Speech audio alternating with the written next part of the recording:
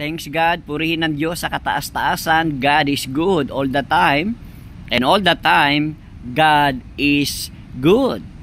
Shout out po sa lahat ng mga masugid na tagapagsubaybay po ng aking video sa Reels at sa YouTube.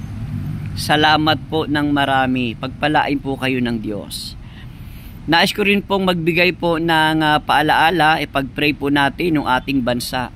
Lalo na po ang pagmamatigas ng China.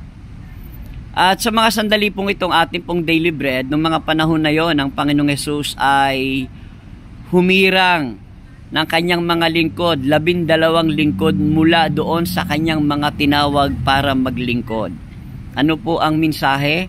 Ang Diyos ay patuloy pong tumatawag sa atin. Hinihimok tayo upang tayo ay patuloy na maglingkod. God bless po.